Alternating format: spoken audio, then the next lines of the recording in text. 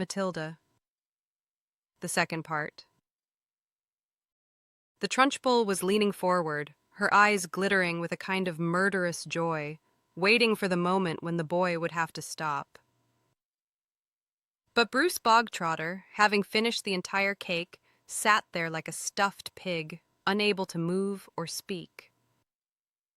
The boy performed a feat of such amazing greediness that the Trunchbull stood there like a statue in terrifying silence.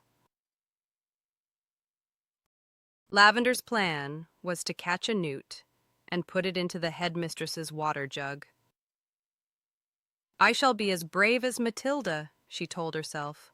"I shall be a heroine."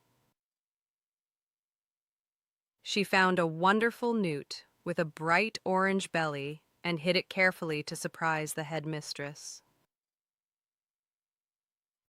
The Trunchbull always marched into a classroom as though she were entering a cage of lions that she fully intended to tame by the sheer force of her personality. "I shall be keeping a very sharp eye on you, looking around the room like a bird of prey." So great was the terror she inspired that no child dared to make a sound while she was in the room. Matilda stared at the glass until she felt a most extraordinary sensation. A kind of electricity gathered in her eyes, and a strange power brewed behind her eyeballs. Then it gushed out, as though millions of tiny invisible hands were pushing out of her eyes. The glass tipped further and further, then it wobbled for a second, and then it fell right over with a sharp tinkle. She focused her mind with such intense concentration that the glass finally tipped over and spilled all over the Trunchbull. "I did it with my eyes," Matilda said. "I made it fall over with my eyes." Matilda focused her eyes on the glass until she felt the extraordinary power gushing out of them once again. Miss Honey was looking at the child with a kind of awe, unable to believe what she had just witnessed. It was a tiny brick cottage, so small that it looked more like a doll's house than a human dwelling. The room was as small and square and bare as a prison cell, with no furniture except for a wooden table and 2 chairs. Matilda could not believe that a teacher could live in such a tiny and primitive place without any comfort. My aunt became my legal guardian. She was a woman of formidable character, and she had the most terrifying ability to make one feel like a worm. She took every penny of my father's money and everything else besides, leaving me with nothing but the clothes on my back. Matilda realized that the cruel aunt who had stolen Miss Honey's inheritance was none other than the headmistress herself.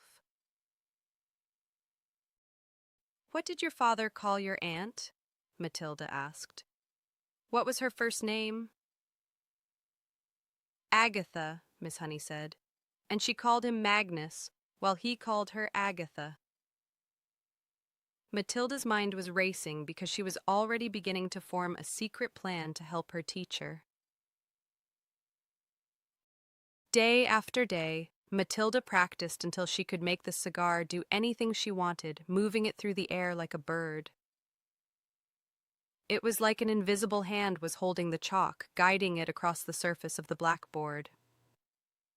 She used this extraordinary power of hers to prepare for the great day when she would finally confront the Trunchbull.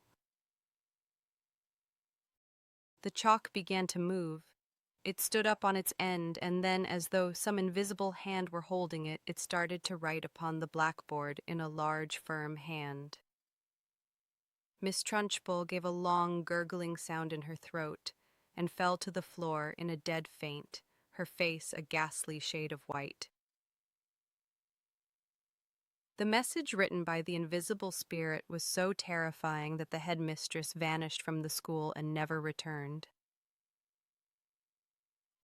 The extraordinary power she had felt in her eyes had completely vanished, as if the energy was now being used by her brain for her difficult schoolwork. They stood there for a long time, holding each other, while the parents drove away without even looking back. They lived together in the small cottage as if they had always belonged to each other as a family.